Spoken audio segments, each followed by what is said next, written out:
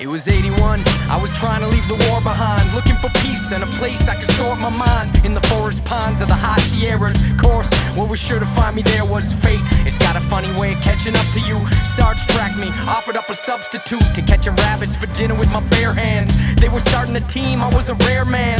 Hadn't heard from Tommy since he abandoned the clan in Japan, had to disband it. And I'll be candid, I let the solitude get to me. Wasn't done yet with destiny. Told Lonzo, tell me about your team. He said, welcome, you're number 13. Lucky me, thinking things couldn't get worse. I took the code name, hoping I could shed my curse. It was time to serve my country once more. So I left the wolves at my front door and joined up as the ranking commando. Convinced I had the future in my hands, so pass the ammo and the mission brief, and let them know I got a history of giving grief. With my trusty spike knuckle trench knives, watch me carve these snakes into french fries. Accept the fear, don't let it steer you. When you move with the wind, no one can hear you. Fate's your friend one day, the next it takes lives. Assume the worst, but count on snake eyes. I was coming up with lyrics like, it's time for nap time. You know, Yeah. I'm like sitting here singing. Good morning, gentlemen. It's too early to podcast. It's too early. Good morning. Good morning. Welcome to Keeping Up with the Cardassians. No, welcome to Waking Up with the Cardassians. Waking Up with the Cardassians. We're going to do a morning show now? Yeah. Good morning. You guys want to wake up with me early in the morning? This is Nick. This is Rob. This is Joe. And we welcome you to Keeping Up with the Cardassians. We are a Star Trek Deep Space Nine podcast / pop culture podcast as well. Today we are reviewing season 6 of Star Trek Deep Space Nine. We got 2 episodes to review today. We have Waltz, a Gul Dukat focused episode, and we have Who Mourns for Morn, a Quark-centric episode. We have those 2 episodes. We're going to hit up those episodes the second half of the show, which is about a half hour or so into the show. We hit those up. That's the ultimate disrespect to Morn. Who Mourns for Morn? Yeah, and you're like, it's a Quark-centered episode. But it is. It is. I know, but it's like Poor Morn. Even a Morn episode can't even get the respect. Yeah. that Got no respect here. No respect. he is the Rodney Dangerfield of Deep Space Nine. So we're going to review those in the second half. As you know, we normally go to commercial break. We come back and we review those episodes. The first half, we like to kind of talk about what's going on in the pop culture world. And it can be Star Trek news. It can be movie news. It can be your Life news. Your favorite book on tape news. I don't know. Life news. Yeah. I mean, it could be anything. It's a wild card. I am going to reserve that Will Wheaton book. Will Audio version. Wheaton. Yes. I want that one. Yeah. The audio version. Why would you reserve a Will Wheaton book? Is there anything about Will Wheaton? Because it's a pretty good book. No, And that's he's what you're coming supposed on- to say. He's coming on our show next week. He'll Oh, be that's on the right. show next week. Next week, Will Wheaton. Y'all, you got to tune in. That's exciting. Tell your friends. It's an hour-long interview, and it's amazing. It actually is. It's a great interview. I was really happy with it, and that was really sweet of him. I thought it was a spend that pimp. much time with it. Oh, my God. Oh, Jesus. Douche. But, yeah. I was good. I don't know about you two. I was good. Nick wasn't even here. That's right. That's right. Nick was He from home. he hologrammed himself in. Yeah. He had Hologram Nick. a COVID scare. Yeah, buddy. It was fun. I don't know. I feel like you're still taking COVID tests. I'm, You're like, I took 10 tests. I'm just taking and them for 9 were fun. negative. I know. I just like to jam those things up my nose. He's got a fetish.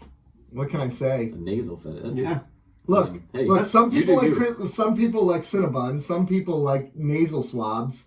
Hey, listen, I'm not going to knock it. You do you. Yeah. You do yourself with a nasal swab. Yeah. Well, you know. Did I You had a fuzz, piece of hair in your head. fuzz on my head? I had to fix that. Yeah. Okay. So, anyways, folks, it's very early today. We're recording Saturday morning at 8 a.m. Well, now it's like 8:40 because we always like to talk a little bit before we podcast. And whoever had this idea to record this early is a loser. That guy should probably rot in hell. Yeah, that guy is a jerk. I agree. Yeah, it was me. Get him off this podcast. It was me. I'm sorry. We have stuff going on, and like we couldn't. And Joe had the smart recommendation that we record on Friday. The Thank problem you. is 275 is a train wreck, and it takes me even if I take side roads to get to your house, it takes me like an hour, and I just can't do that. I can't. I don't have. You know, the you need to energy. get a drone. Just drone yourself over A here. helicopter. We need those. We need teleporters. Is what we need. Well, yeah. Why don't we have those? Isn't the idea Science. of a teleporter terrifying to you? The travel industry. Yeah. Airplane companies won't like it. First of all, big airlines. You don't think people would pay a premium to be transported? Like, show up to the airport, you go through airport security, you step into their transporter, and oh, I'm in Hawaii. They can't charge you for fuel. Yeah, they can't charge you out the ass for everything. Oh, they will charge. Look what they charge for freaking. Yeah, but they haven't figured it out. Whatchamacallit? Really? The shots, the insulin. Look what they charge for insulin. It's freaking sugar, and they're charging thousands of dollars per shot. But they figured out how to do that. They haven't figured out the drones yet. Once they do, once people can make a boatload of money off of something, believe me, it'll come to the public. So you can take a plane to Europe. It'll cost you $2,000, let's say, theoretically. No, that's not theoretical. Have you seen airline prices are through the roof. Jesus Christ. So you take a plane to Europe. It costs you $2,000, or you go to the airport. You hop in a transporter. It gets you there instantaneously. It costs you $5,000. What are you doing? How are they going to cancel $2,000 transporters as opposed to flights? I'm taking a plane. Why are you taking? I would take the transporter because you can leave at 9 a.m. in the morning and be there at 9:01 a.m. So therefore, you get an extra day of vacation, extra 2 days because an extra day there and an extra day back. Is it worth $3,000? Is it worth twice the price? Over twice the price? You're not stuck on an airplane. You're not stuck next to some guy coughing on you, taking up your space. I don't know. That's the appeal of flying for me. Yeah. Who do I get to? I know. It's like passenger roulette. You're like, who do I sit You know next what to? though? We're saying, like, would you pay that? People already do that for first class. People pay double or triple. Some people drive to avoid flying. Some people drive to. So there's a market for everything. So they could and Okay, but we one still don't fundamental have issue. we still don't have a transporter that can transport people instantaneously. But if we did, this is all hypothetical. If we did, it wouldn't be 2,000 or 5,000. It'd be like 2,000 and 20,000. Yeah, well, no, because here's what they would do: is they would jack up the cost of flights as well. So then, therefore, you kind of have to make you're saying, well, maybe it is worth it to just take the transporter because the transporter is going to be more cost efficient for them too, right? Because in theory, no fuel, right? Energy cost is probably through the roof. Yep. Yeah, I mean, you're like taking one person and transporting them to another You're place. materializing them somewhere else, right? Yeah, the energy. just don't wear a red shirt. Oh, yeah, dear. So he died in transport. Yeah, exactly. Think about how absurd that concept is. They've talked about it, and they've actually been able to transport like single atoms, right? They've figured out how to do that, right? Scientists have. The idea of making something disappear and rematerializing it somewhere else is the most terrifying thing in the entire universe. You know that? Are you really you once they do that? Is your soul still there? They need to talk to David Copperfield on this issue. Yeah, they do. Or David Blaine. Or David Bowie. And a bunch of Davids. David Bowie does a lot of cool magic stuff. Yeah, he disappeared, I don't know, 8 years ago or so. He hasn't reappeared. No. But he was constantly a totally different person. Yeah. Oh, yeah, he reinvented himself. He reinvented himself nonstop. Which I was listening to a podcast the other day where they were talking about artists who have changed their sound, right? And the most popular artists who have changed their sound. And they didn't mention Bowie at all. Wouldn't you put Bowie as like one of the top people who've changed their sound? Or is it because his sound? No, sound. If it's strictly sound, I wouldn't. I think his persona and the concept of his music, his art evolved, but I don't think his sound changed that drastically. I mean, think of like Let's Dance from the mid '80s, and it's not that far off of his '70s production. I mean, it sounds like an evolution of that music. I guess I could get that. But as far as like visual artistry and character persona and public image, things like that, I think he was a game changer. He was just him, Elton John, although I think Elton John kind of stayed within his wheelhouse a Yeah, little he was bit, but definitely in his wheelhouse. he was definitely more extravagant and flamboyant than your average rock star of that time. Billy Joel, same. I think he just kind of evolved. He changed with Kinda the like- times. He was kind of like a regular dude back in the day, and then he just kind of evolved into like a regular dad in the 80s. Yeah, he You know what did. I mean? He did. I get it. River of Dreams, though, was dope as shit. I'm trying to Yeah. think. It's like, I think they mentioned Taylor Swift on there, which obviously she went from country to pop. Yeah, music-wise, yeah, Uh, definitely. But really, it's still like even her country was pop country. Yes, it was. So it wasn't a Yeah. huge transition for her. I would say her pop career is significantly better than her country career. I think her music is significantly better. I would agree. I'm not No a huge, idea. I'm not a huge Taylor Swift fan, but like I really respect her. She's very Yeah, I would agree. I freaking think talented. I'm more inclined to like her pop stuff than I was her country stuff. The country stuff seemed, because she was really young, it just seemed a bit. It aired on the cheesy side Yeah. to me. It was just like kind of kitschy. But the Yeah, pop, her pop music is legitimate pop music. It's Yeah, it very is. good. The songs are well written, well performed. Mm-hmm. But she's definitely changed her sound. She has totally changed her. Are we talking like mainstream? Because Well, I mean, that's kind of what you're going to lean towards Yeah, anyway. I was I mean, thinking. kinda have- Sturgill Simpson has changed his sound dramatically. He's gone from like his first album was like basically like outlaw country. Yeah. His second album was a modern country masterpiece. Right. Sailor's Guide to Earth is a concept album that is equal parts soul, country, rock and roll, and then Sound and Fury after that is a straight rock and roll record. Then he does bluegrass. Oh. Then he did like an Americana album. He really doesn't stay with one genre of music for more than one album. But I think, But he's not super popular. and he's also again not staying in that genre, so he's not changing his persona. He's not changing I'm talking what he's sound. known for, or he's not changing his sound. He's not changing what he's known for. Well, I mean, he's known for trying different things, but like an artist who completely sticks in one wheelhouse and then shifts entirely. Let me see who have changed genres. Here we go. What about House of Pain and Everlast? Yeah. Oh my gosh, yeah. Yep. That's a good one, yeah. On a lighter note, you know how you mentioned earlier in the week that first Korn album was fantastic? Oh my God, they got me through every gym session this week. Imagine how bad they are. They've changed. Same genre, but Yeah. they're terrible. No, I my. went down a corn rabbit hole this week because The Cornhole? I did go down a cornhole. But I came upon some live footage of recently, probably within the last 5-6 years, and I was like, they are not the same band anymore. They just No, they're even the music style for like the But recent albums is just can you be the weird. same band? Like, think about it. Like, most of that music, his best music was written in his early 20s, where he was still working through that crap. oh my God, was So, I mean, how can you? And Hire a good producer that helps you make good And music. I was thinking about this, listening to that album, and sitting there in between working out, I'm just thinking like, why is this so good? I was asking you guys like, could music with this much anger and angst and emotion, you don't hear it today. And you think you would with everything going on. To But be I honest mean, when you think about what he was going through with you. Yeah.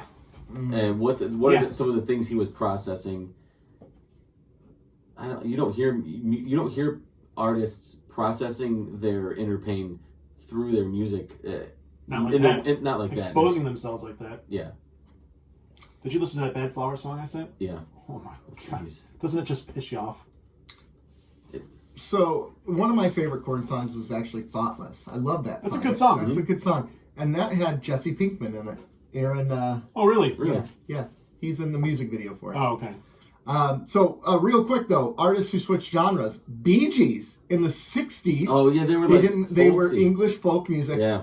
Michael Bolton was a hard rock artist in the 80s No, who opened was he? for Ozzy Osbourne and Crocus, He was? both as a solo act Sure, and a why not member you? of the band Backjack. But I lied. He began writing pop ballads in 1982. Then he started writing ballads for himself while also offering... Okay, so there's that one. Then there's the Byrds. Fleetwood Mac. Fleetwood Mac were blues. Yeah. Yeah, Oh. they switched to rock. Mm-hmm. Iggy Pop. Switched to an Avorta. What did Iggy Pop? I mean, long before he was the shirtless godfather of punk, he was a fully clothed drummer who performed for a blues band named the Prime Movers. Katy Perry. What? Oh, because she was gospel, wasn't she? She was Christian, Yeah, she was. Yeah. Beastie Boys. Yeah, they were kind of like punk. Oh, Gwen Stefani, that's a good one. Ska to... Oh, No Doubt No Doubt used to hold the land speed record for sellouts. Yes. A record stolen by Maroon 5. Yeah, Maroon 5. Really? Yeah. Oh, gosh, talk about a band that changed genres. Yeah, from musicians to not. Yeah, to not ever That playing an first instrument. album, Songs About Jane, is... It's a pop masterpiece. It's a nearly album. a perfect album, yeah. The Go-Go's changed their sound because the singer was a drummer in a punk band. Kenny Rogers. From country artist to chicken entrepreneur. He went from jazz and rockabilly. His rock band First Edition scored a pop psychedelic hit with Just Dropped In to See What My Condition Was. What? Right. That sounds like a Fall Out Boy song title. It kind of does actually. Wait, here we go. Here's a little bit of it. Let's see. Go. Play. Come on. That's his Who is this again? Kenny Rogers. Really? Yeah. That's Oh my this gosh. isn't bad. That's not bad. That's not bad at all. But that totally fits the era, right? The psychedelic rock that wasn't going to last. I do like psychedelic rock. Anything that sounds even remotely close to that, I'm like, okay, I'll give it a chance. Yeah. I'm good. Yeah. So, anyways, Snoop Dogg at one point went to reggae for a hot minute there. Yeah, I don't know. I don't think that's a stretch. No, it's not really a far. Well, I mean, kind of is. The messages are different. Lady Gaga has changed her sound. She's like more jazz now. She kind of just does her own thing. Yeah. She's I would say it's not the exact same, but she's more similar to Sturgill Simpson in that, like, she kind of changes it up so frequently that she doesn't stick around in a certain style long enough. Darius Rucker. Well, Hootie and the Blowfish themselves have changed. Kid Rock.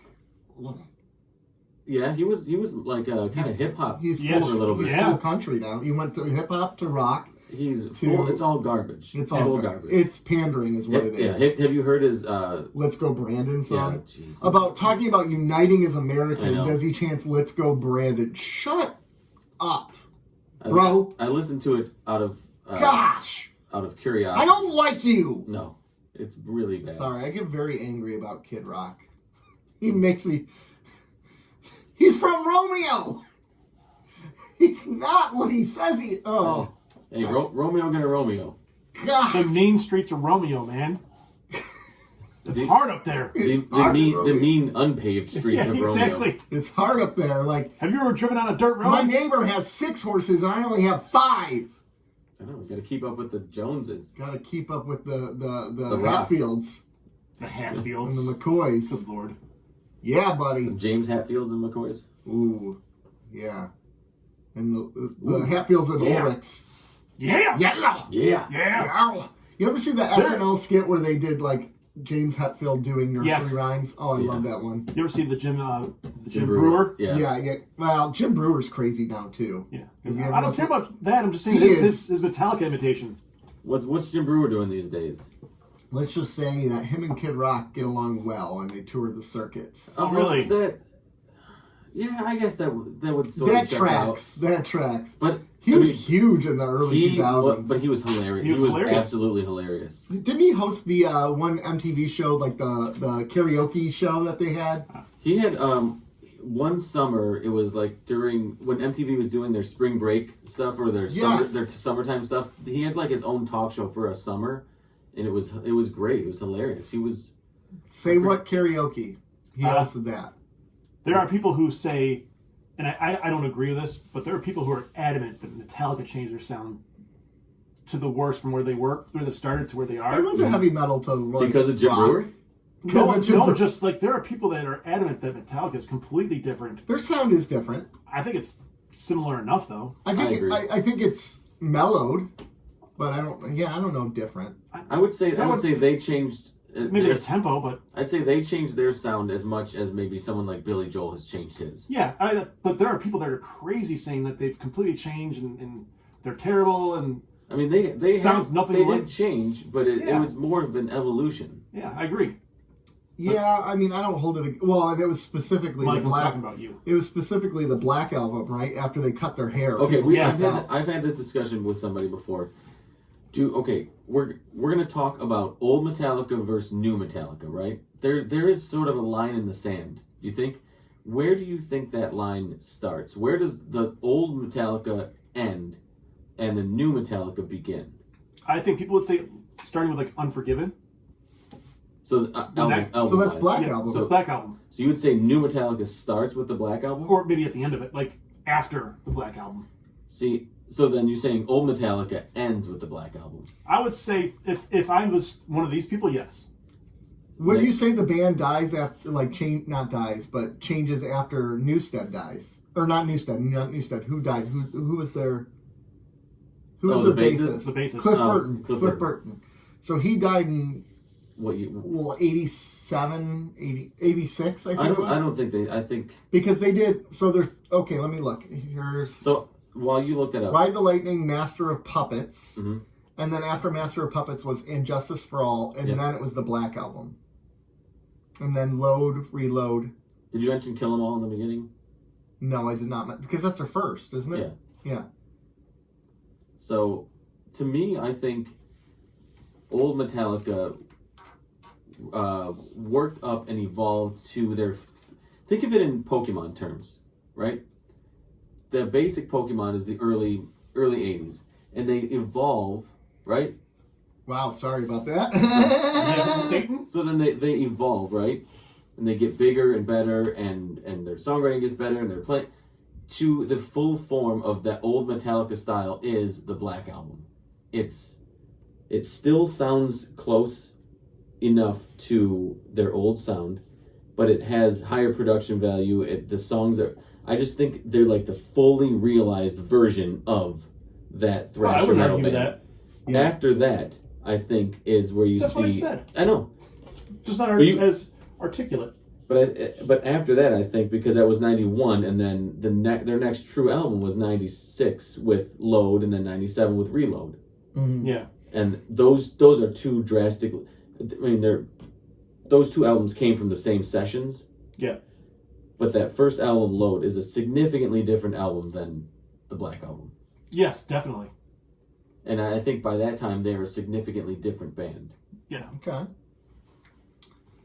I mean, they toured the world for 3 years, maybe longer, touring the Black Album. Can't believe they cut their hair, man. Sellouts. I know. They're so old now. They got Yeah, called, they they are. got called out by Alice in Chains in their Unplugged album. It said, "Friends don't let friends cut friends' hair." Yes. Yeah. All right. But yeah, they've... I miss the behind the music Sonic VH1. Those were good. They were really good. They were really good. Oh, goodness. Wow, I was worried that we wouldn't have stuff to talk about, and we found quite a bit to talk about. I'm pretty proud of that. Yeah. Look at us talking. Look at us. Have you guys seen the Adam Project on Netflix with Ryan Reynolds? No, but I've heard of it. I think I saw the first episode where It's a movie. Oh, then I've seen some of it. Yeah. It's a good movie. Is Is that that the time trap? Yeah, and it's not. where he There's sees his if you're looking younger for self? plot, okay, there's loopholes all over the place. Oh yeah. for they're- days. Yeah. But if you're just looking for a fun movie, It was fun. It's what I think I've seen maybe half or Yeah. 2/3. it was fun, man. It was a good watch. My daughter watched it with me, and she was locked in the entire time. And she used to go, "Dad, Yeah, it Dad." was pretty fun. It was pretty Yeah. funny. Yeah, It had its moments. I'll check it out. I don't know. Right now I have actually started watching on HBO Max. I started watching Euphoria. Holy cow, that show is trippy.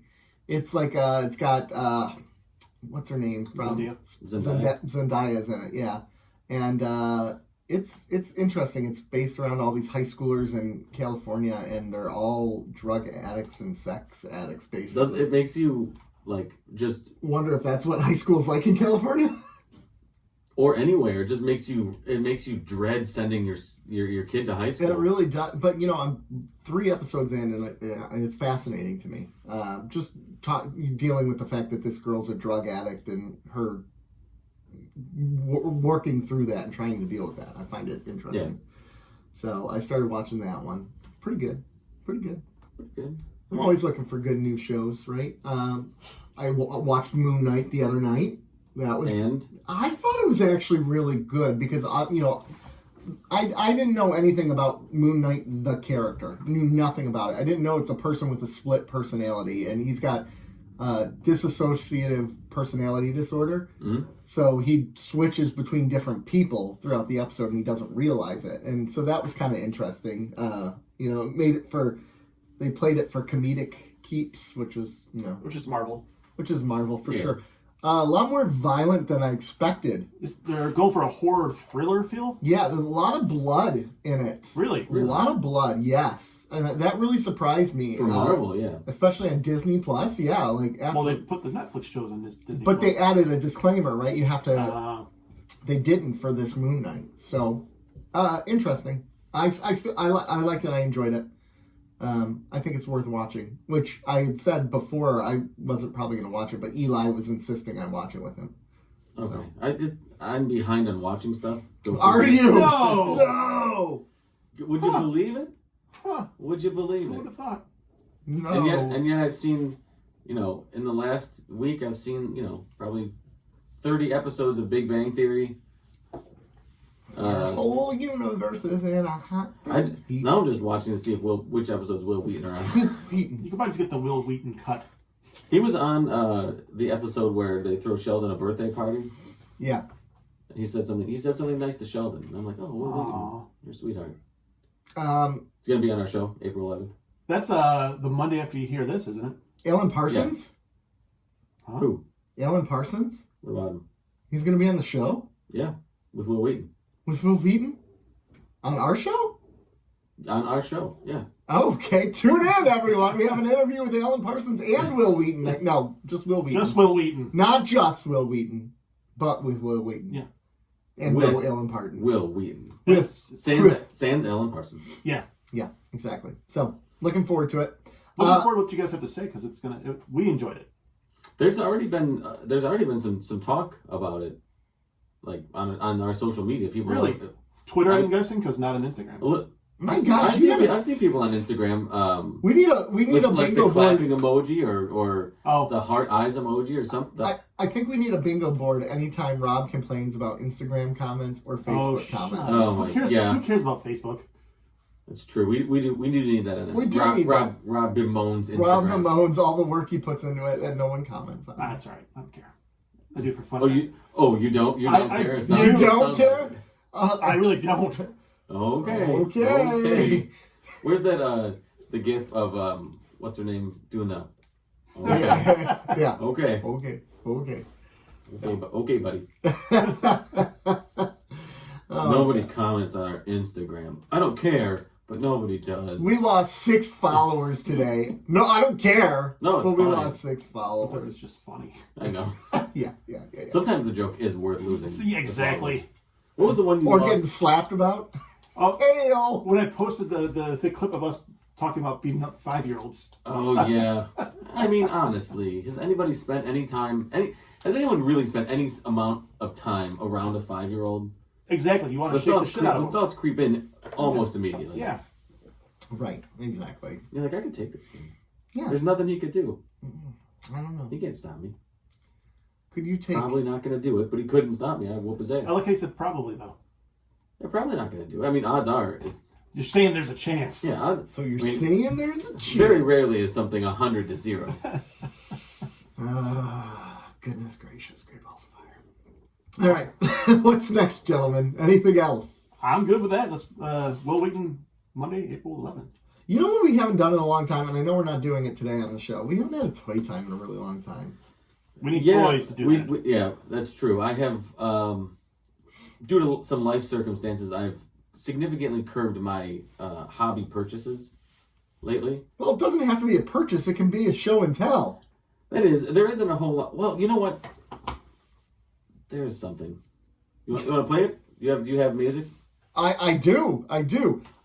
Today we're going to go, oh gosh, there's a lot of pressure here on what Toy Time music. I know. Come on. All right, here we go. We're going to go. Play 3 at once. There we go. There we go.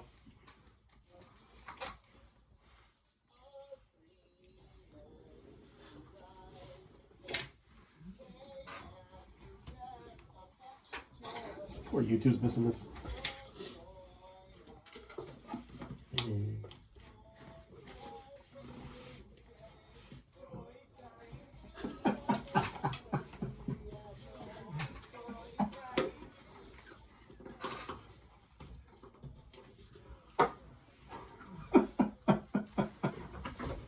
Seriously, we should make an album of just these songs.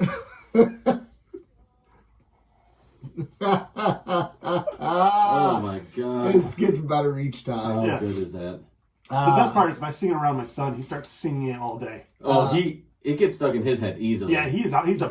He's the biggest fan of that Yep. song. Yeah. Easily. He'd buy our album, He would. He'd be singing it around the house. And and my wife would kill him. So what do you got for us on the spur of the moment? on this spur of the moment edition of Toy Time with Joe, did you see that Lego is releasing the Delorean? I did see that. They're re-releasing it, like a new version? No, they're releasing like the higher end version Yeah. of it. It's more detailed. Like an adult version. Yes. Yes. Oh my And gosh. Think Batmobile. the amazing thing, think better than Batmobile, because you can build all 3 versions What? of the DeLorean. What? So you can build it, the original, the one from the like souped up one from 2, Stop and it. the old timey Western from 3. Wait. Can you only be one at a time? Yes, Uh-huh. but It's not fucking Transformers. come on. Come on! Don't get mad at me! But what do you think they're going to? How many people? There's a decent amount of people, myself included, who are very very much contemplating Buying all 3. buying 3. Yeah. Just so you can have all 3 displayed What's at your once. favorite of the DeLoreans? 2. I like the OG. Oh, of course. But 2 is. Oh, I like the Yeah. third one. I like You with the old school wheels on there. Yeah. Yeah, that was awesome. 2. Give me the flying car. Yeah. How many pieces is it? Let me see. Only 1,800 pieces. Only. Yeah, I think it was like $170 or something, but it's as of right now, I think it's sold out. It said temporarily sold out. It was one of those. It was one of those things that got the news got passed around yesterday on April 1st. So I was like, oh, okay, but I had seen it like a week before, so I'd seen things come out about it before April Fool's Day. So I was like, okay, I think there's a little bit more legitimacy here. So. I might buy this. Not right now, but like, I might buy this. It's pretty incredible. Oh. So that's my spur of the moment Toy Time with Joe news. Well, that's Pretty good. It's pretty great. That was a good toy time. That was totally worth it. All right, well, why don't we take a quick commercial break? We're going to hear this ad from the middle. Yeah. And we'll be right back. All right, we are... You can find them on the Odd Pods Media Network. Odd Pods Media Network. Our friends. Our still friends. Are still friends at From the Middle. We love the Odd Pods Media Network. From the Middle. Anyways, we got 2 episodes to review today. We got Waltz and Who Mourns for Morn. Starting with Waltz. The Last Waltz. This is a Gul Dukat episode. Dukat is going for a hearing for his war crimes on the USS Honshu. The ship crashes. Blows up. Destroyed. Doesn't crash. Blows up, destroyed. Okay. And Dukat rescues Cisco, and it's like, oh my gosh, Dukat is a changed man. Wow, this is incredible. Wait. Be careful. Dukat being crazy. Dukat is now seeing Wayun in his head. He's seeing Kira. He's seeing Damar. He's seeing all these people in his head, but he's hiding it from Cisco. And basically, he's just wanting to get Cisco to admit that, like, he's a good man, basically, is what Dukat is going after. And Cisco realizes by the end that something ain't right with Dukat, so he starts poking at him. He starts pandering to him and poking at him. finally he gets Dukat to go off on a rant how he wants to kill all Bajorans everywhere, and he basically wants to kill everyone, and he fully embraces the evil by the end of this episode. Dare we say the dark side? Oh, and then Sisko's picked up, and then that's the end of the episode. And they rescue Sisko. But I summed this up very quickly, but I think this was an incredible episode. I wouldn't say very. It was under 30 seconds. It was not under 30 seconds. Yes, it was! It was not under 30 Oh my seconds. gosh. Okay, I'm going to have a timer up for the next one I review. Actually, Let's start getting a stopwatch. I don't think you really understand how quick 30 seconds is, even though... His wife does. Yeah. I was going to say, even though I'm sure... Okay, so... I realized what I was saying, like, in the middle of saying I got it. And I'm like, okay, this is... I was setting you up. I'll finish you off. Yeah, please do. Please do. Oh my gosh, you perverts. So my wife is always... On camera? My wife has commented... She's commenting on your 30 seconds? Stop. Let me just finish my thought. You want to finish? We're going... Stop! 30 seconds. You're highbrow. perverts. Okay. We're going highbrow. Okay. All right. When I am preaching, I've told my wife that I like to say 15 minutes on the dot for preaching because it's like a classroom. You're supposed to shift every 15 minutes because the brain can only handle so much of a conversation before you should shift. I've lost it already. And you're not Catholic. Yeah.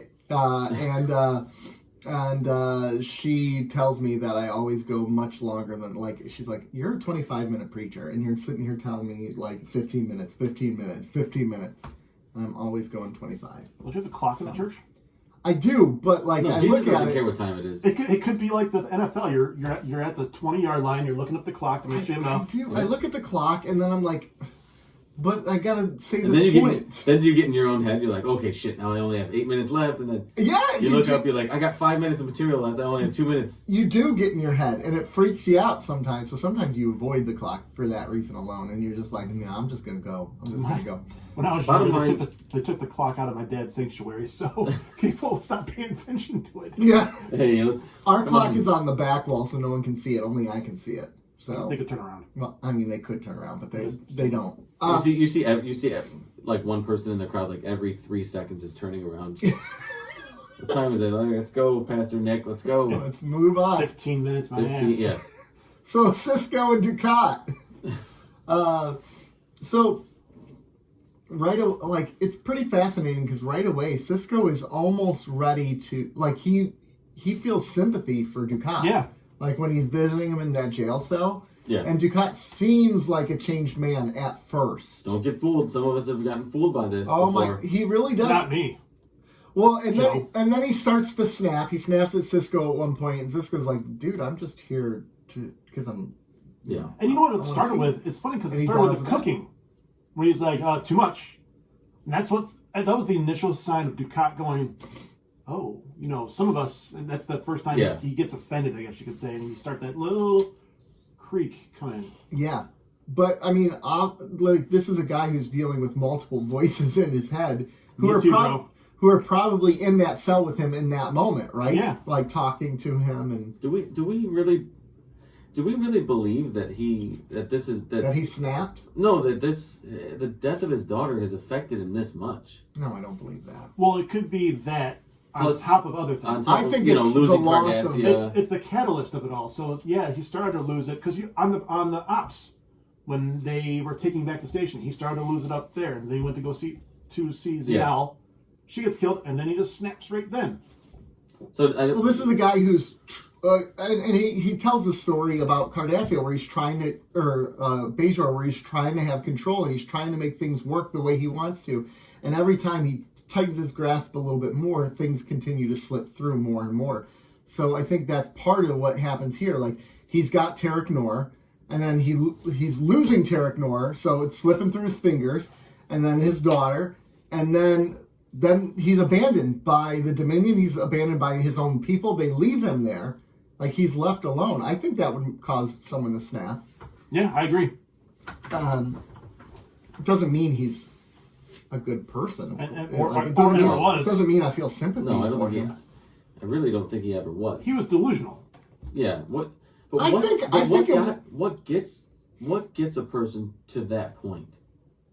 Because he's we've talked multiple times on the show about nobody is beyond Redemption.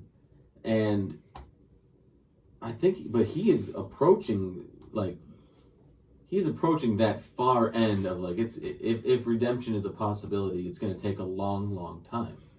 Yeah, he left the shades of gray. That's all done by this episode. By the end of because at first you're like, man, this guy really truly believes he did good. So was he just lying to himself the whole time? Yeah. Is that the whole point of how this? How does it get to this point? Is my question. How does someone get to this point of delusion and to the point where it have you been around American politics? I mean, but how does it get to that point? Absolute power corrupts absolutely. I mean, there's a little bit of that, and there's, so there it's nurture, it's naturing, he's thought this the entire time. He thought killing 200 Bajorans for 200 Cardassians was the just move. It's always been there, but he's been lying to himself in his head. Yeah, but like, has it always? When you say it's always been there, since when? Since birth? Or yeah, because that's part of their society. So you're saying he was born that way?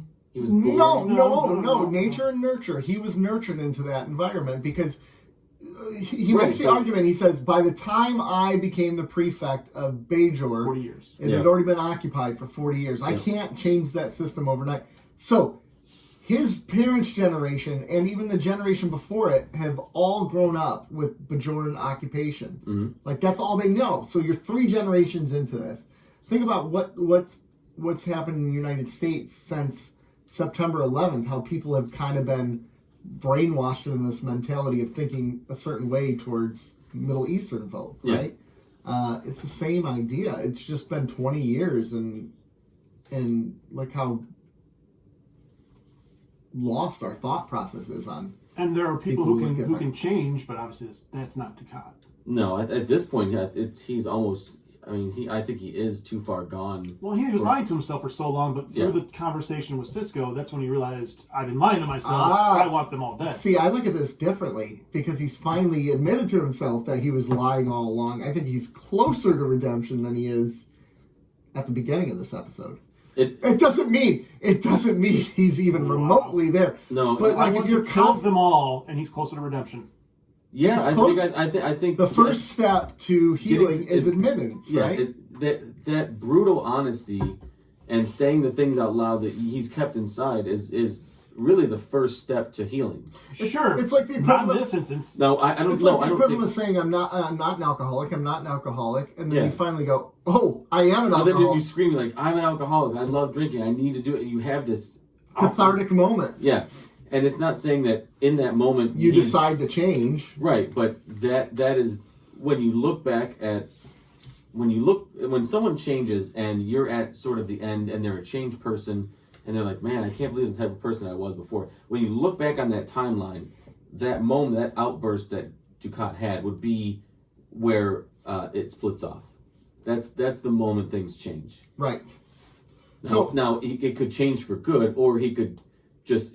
Which it seems like he did was embrace the crazy and even lean harder into that type of thought process. But that moment, you need that moment if you're going to make any sort of significant change or healing.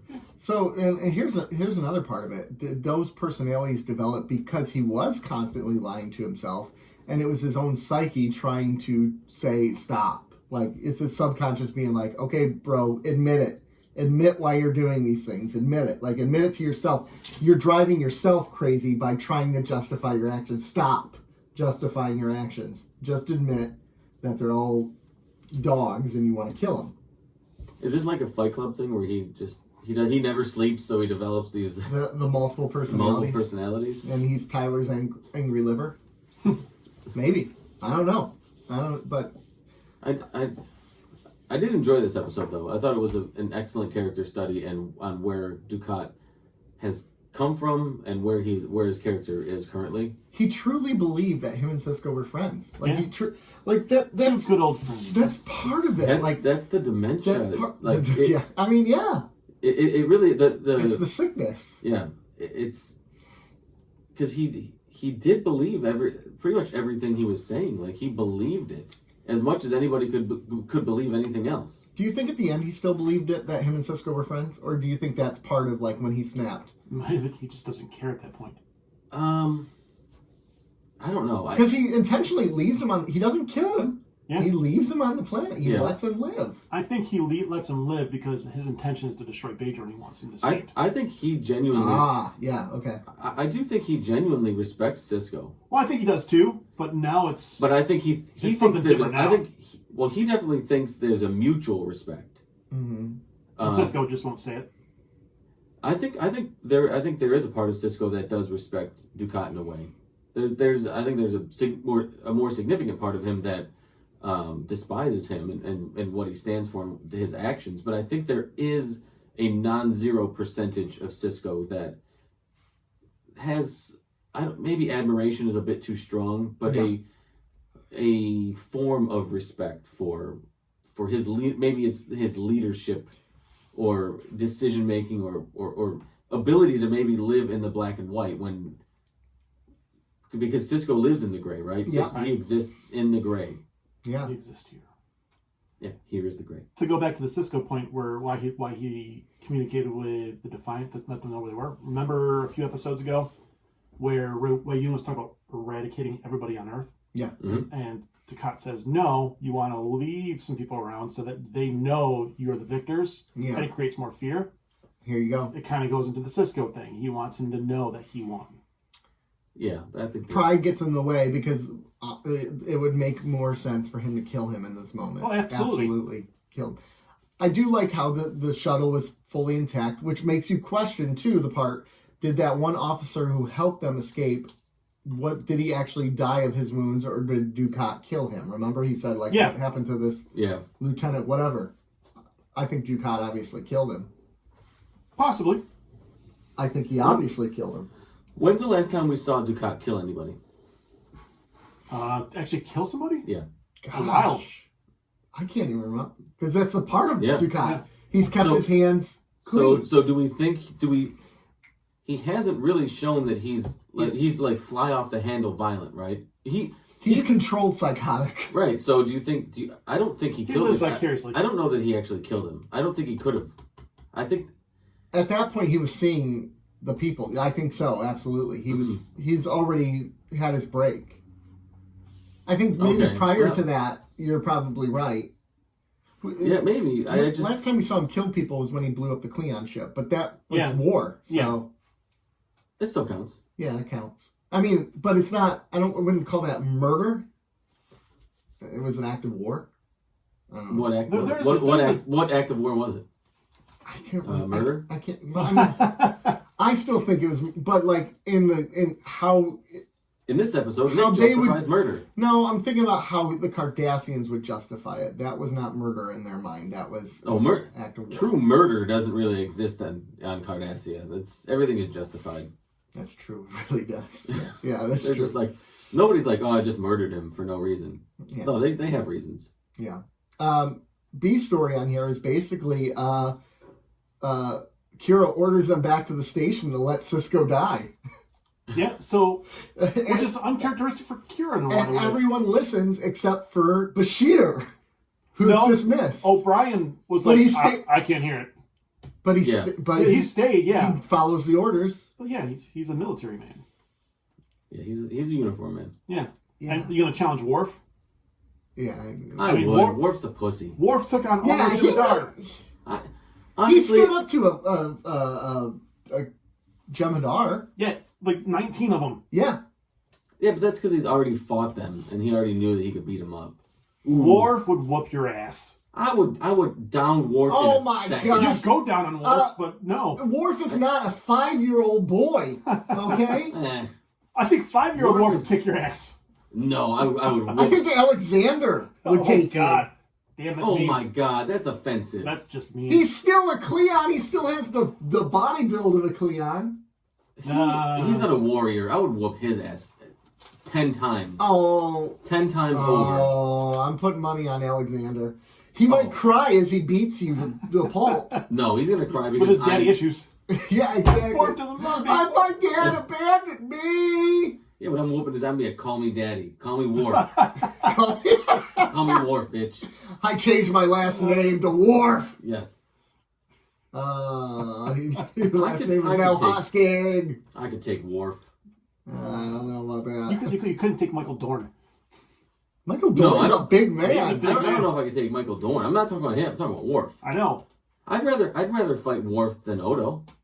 Well, yeah, because Odo can shift and do everything. I'd rather fight Worf than Kira. Oh, I would rather fight Worf than Kira. I mean, I'd rather wrestle Kira than Worf. But I'd rather fight... Why's that? Because Worf doesn't look like a good wrestler. Attendant Kira? Anyway, any Kira. Okay. Would you rather wrestle Attendant Kira or Jason Momoa? Oh, Kira. Yeah. She's higher on the list. Fair enough. Yeah. Momoa moves down to 5. Oh, you son of a bitch. Yeah, Momoa is not. I've turned on Momoa. I'm done with it. Well, yeah, after you called him dirty last week. I know. Who mourns for Morn? No, we're not done with this one, are we? I don't know. I don't really have. I think there's more to talk about. Yeah, there was so much tension in here, and they did a nice job of getting it to the point where basically Dukat beats the crap out of, and it's implied. It was a nice piece of film. Oh, where they cut away from Where they cut away from it when he started obviously beating the crap out of Cisco. Yeah. Joker style with that lead pipe. Oh.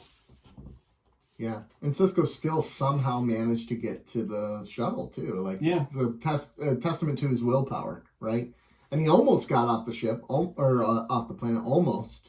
So would he have left Dukat to die if he gets off that planet? I think he would have left the planet, but then sent somebody back for him. I don't think he would have left Dukat to die. I don't think he would have taken him with him. But like Rob said, I don't think he ultimately just leaves him there forever to die. Ooh, another question. Is Cisco more sympathetic to Dukat after he realizes this guy has completely lost it? I think sympathetic in a different way. Yeah.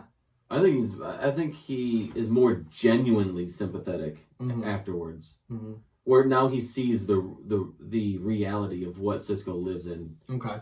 And before, I think he was sympathetic, but it was more in like a pathetic kind of way. Like Cisco's this, it's almost weak human. Yeah, he's weak. He's just, he's in this fragile state. Whereas now he genuinely feels sorry for the state of existence that Dukat is in. Okay. Or that he lives with. Yeah, that makes sense. Okay. Maybe. I don't know. It could make sense. It could not make sense. So you're on the Defiant. You're Worf. Do you leave or do you stay? So I'm a big baby, and I would get beat up by Joe. No, do you leave to help protect that convoy, or do you stay to look for Cisco? What order do you give? Can you split off? No. No, because they need their ship, because apparently the Federation only has one ship. Yeah, well, times are tough. In this economy... Well, they had 2 ships until the one got blown up. Have you seen gas prices? Well, yeah, exactly. Yeah, I know. They were saying how they were protecting the border because of all the raids on the border. Yeah, I know, yeah. So, do you stay or do you go? Do you stay or do you go I was hoping one of you guys would pick that up. Oh, yeah. You go, because Cisco would go. I would go. And I would I would cut it as close as possible. Who has less resources to... They do. Yeah, because they're one ship. The Federation can figure out a way to help out if they needed to. No, yeah, what I'm saying is, like, Cisco has, like, no resources. Yeah. It's nothing. And you don't know if Cisco's alive either. They're just hoping, yeah. Oh, what a good fake out when they beamed the 2 people out. I know, that was well done. That was really well done. Like, and I'm disappointed. They're like, oh, damn it. I know, like, these poor women, like, get beamed up and they're all looking at them like... We got the lieutenant. Right, it's 2 women. We got a lieutenant and an ensign. Yep. Gosh. Jeez. Bastards. I know. Now, you beat me up, 2 women. I'm like, we're good here. Everything's fine. Yeah, we totally got Cisco. Yep, we got him. Come on over here. Yeah, we're good. Are we ready to move on now?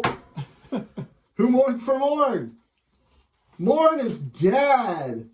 But don't! Gosh! Morn is dead, but Quark inherits all of his money. Quark is confronted by two brothers who claim to be business associates. Later on, another associate pops up, and they all want the money of Mourns. Turns out, Morn robbed a bank with all these people years ago, and Morn betrayed them and took all the money. They end up all getting arrested except for Quark and Morn. Morn shows up, actually, still alive, gives some of the latinum to Quark. Episode ends. Oh, right there. He was right there. No, it's more than... There's like 35, 37 No, seconds. because I stopped in the middle panicking. Hey, that all counts. No, it doesn't. Yes, it does. I feel like I did a disservice to summing up this episode because I was trying to get it done in 30 seconds. I was just looking at the time. No, shut your face. I thought you did justice to this episode. I thought you did. You did all right. You got the gist of it. Okay, well. So... It wasn't 30 seconds, but you it was close enough. So Quark, does he really feel that bad for Morn when he has someone sit in the chair? No. Well, because he lost a customer. Maybe there's a certain smidgen of that, but it's more he wants his 5% back. Yeah. But, like, why would he make such a big deal during that funeral and be like, demand someone sit in that chair? Because they would have to drink if they sit in that chair? To play to the audience. Okay. Yeah. It's manipulating. I was trying to figure that. I couldn't read it that well. It's all deception and manipulation. Yeah. I want to believe that there's good in well, he Quark. talked shit before he said it. So he was like, just you wait, Odo. And then he went into his whole speech. There is good in Quark. Oh, yeah. But I just think that... He's weighing, how he can use it to his advantage. Absolutely. He's every situation he evaluates as how can I make this situation profitable? Right. Doesn't mean that he doesn't, feel sadness that Morn is gone, but he's always scheming. Yeah, he's got it. There's always an angle. And what better way for a Ferengi to deal with their sorrow than to try to turn it into a profit? That's a good Exactly. point. Yep. And inherit a cargo hold full of beats. Yeah. Could you imagine that? Like you It should have said like D. Shroot on the. Yeah, that'd be great. It came from Shroot Farms. Too far in advance for that. Wow. The ultimate. When they tie-in. remaster it, they should put that on there. The ultimate tie-in, the Shroot Farms beats.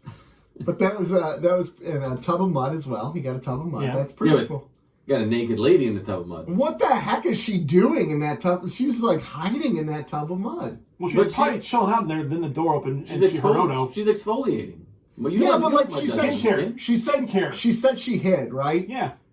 She was already completely declothed. She was not.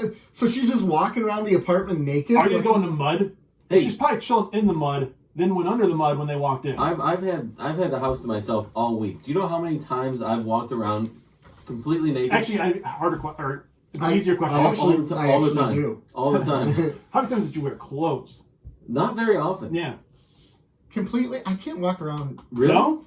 Underwear. Now I did have slippers on because I have cold feet. Oh, really? But nothing else. Oh.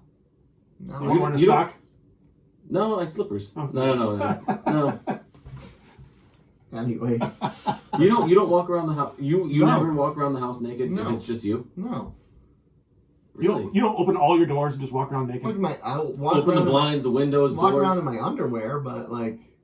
Oh no, No, because free balling. that's not comfortable to me. Really? That's uncomfortable to me. I don't like Free it. balling. Wow, it's. Are you? Have you ever slept naked? Are you a naked sleeper? No. See, I'm a naked sleeper. I know. These are visuals I don't need in my life. Don't you? No. So are you spending the night tonight? I'm just throwing it out there. Yeah. All right. I got my sleeping bag and nothing else. Yeah.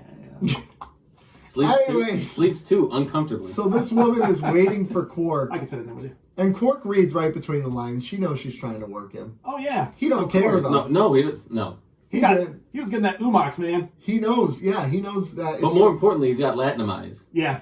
Yeah, he's like, I don't. What's the difference between 1,000 and 900? I'll take 900 Latin bars. Yeah. Bricks. Bricks. Yeah, The first time we've heard bricks, isn't it? I thought so. Yeah. Because I was like, whoa, bricks. Because up till now, it's just bars. Yeah. And so bricks are slips. a lot. Yeah. And slips. Mm-hmm. And slips. And yeah. strips. And strips. And quips. No. Wrong. And tips. Oh my. Just the tips of Latinum. Just the tips. So, anyways. How about Jadzia's crush on Morn, but he wasn't interested? Yeah, right. And Worf is being so upset about it. He wasn't interested? He's like the Newman. Yeah. Like the Newman of Oh, DS9. pulling the... Yeah. Where he gets these gorgeous women and the episode where Jerry dates Newman's ex and he can't get past it. yeah, and Newman he couldn't get past it. Newman broke up with her. Yes. Oh my gosh. So anyways, these other associates show up. Did Worf and Jadzia break up now? because Morn didn't have any interest. if I can't have Morn, I can't have anybody. Yeah.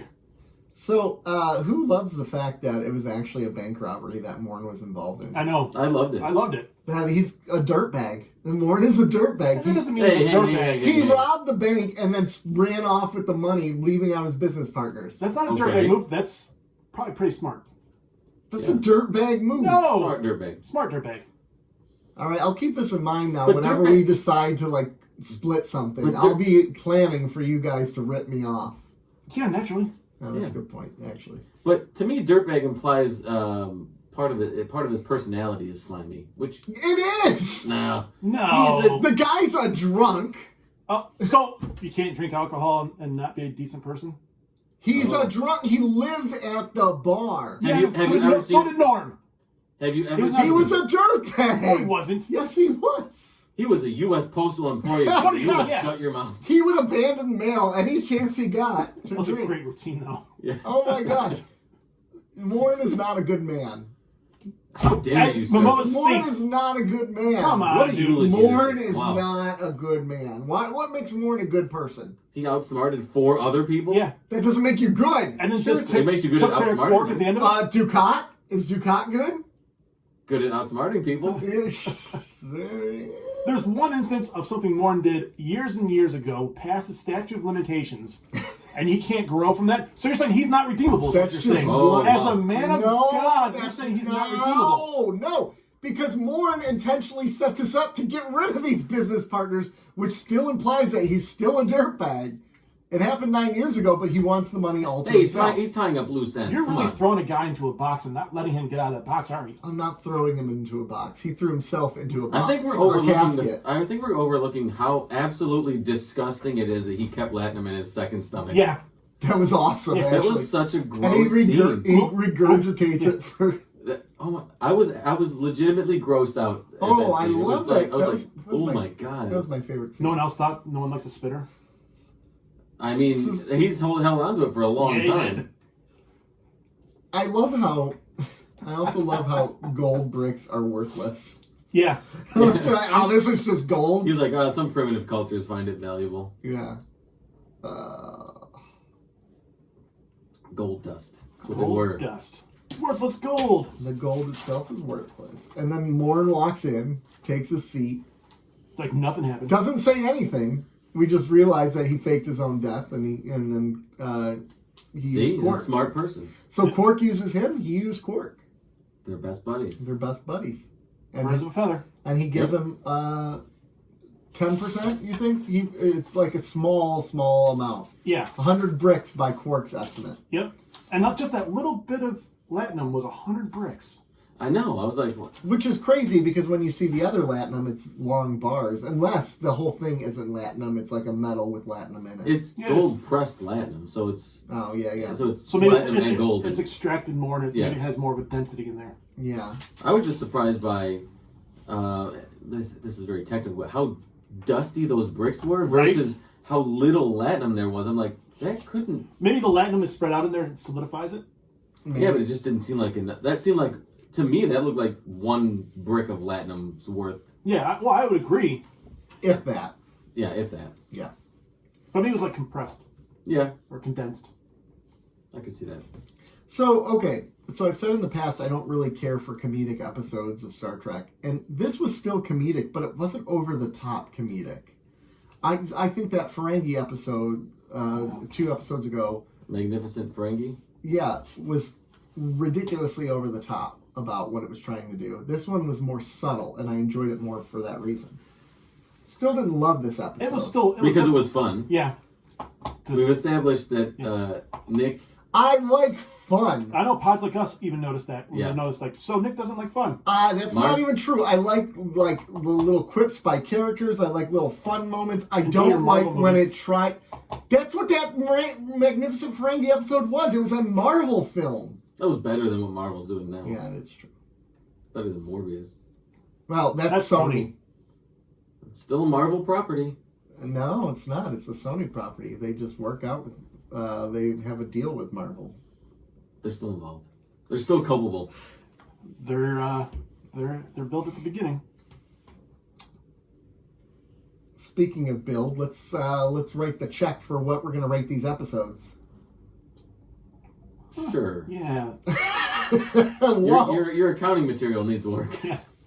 Leave it to the accountant to say that. Waltz. Anybody else think of Lost again? With Michael yells out, Waltz. Yeah. Waltz. I miss Lost. I miss Lost too. Never watched it. Oh my god. I can't believe. Oh man. Have you ever heard of this little show called Lost? Lost? Never heard of it. Yeah. Waltz. Rating it. Let's make it happen, Captain. I'm gonna give this an 8.0. Whoa! I thought you were going higher than that. I was not surprised, but I was ready for a surprise. I mean, it was very good. Nice tension. Yeah. I'll give it an 8 as well. I did an 8. Yeah, buddy. 888. 888. This is a nice rebound for me. It's been lacking a little bit lately. Yeah. And I was kind of hoping they would do something with Ducat now that he was, imprisoned and he's just kind of like sitting there. I wanted to see something happen with that character. Who mourns for Morn? Not I, because this. No, is you obviously hate Morn. This is a 5. Uncle figure. Oh my god. That doesn't mean it's bad. It means it's just average. Yeah. Is this above average, this episode? That was a lot of fun. Okay. Is it above average? Yes, I'm gonna give it a 6. No. Yeah, I gave it the same rating I did. I just rating. I don't like 6? you. Yeah. I don't like either one of you. Because you're wrong. I know. That's why I Bingo don't board, like you. Nick's wrong. I'm jealous. I'm jealous. Bingo. Yeah. Bingo. I'm jealous. You're jealous? So it looks like we're going to have some... Well, next week we're not reviewing episodes. No. So next week is the Will strictly Wheaton Mr. Wheaton. But the week after that, we got a pretty big episode. Far Beyond the Stars is a really well-known episode of Deep Space Nine. Even I know that. And one little ship. One little ship, which Nick's gonna hate.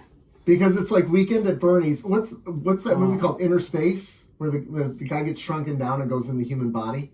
Spoiler alert for Joe. It's called One Little Ship. Doesn't mean anything.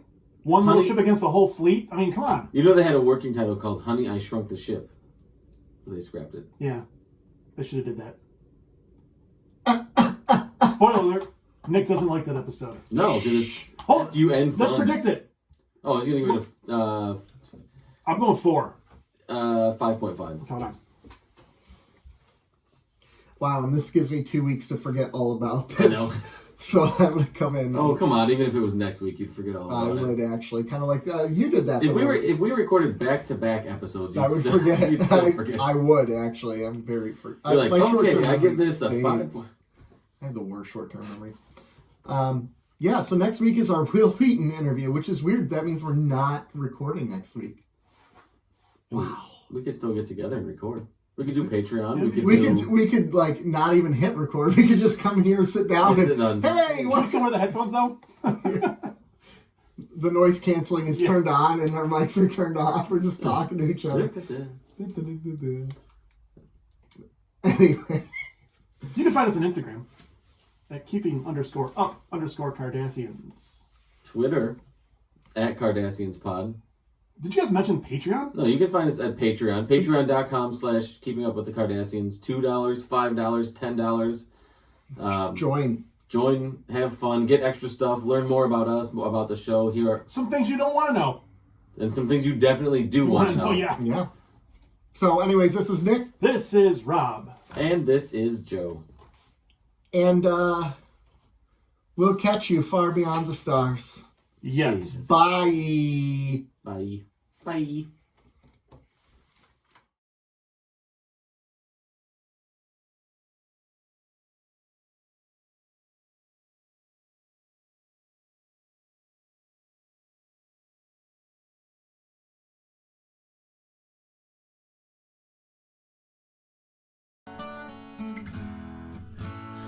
But we are three men who like to play and collect a bunch of toys.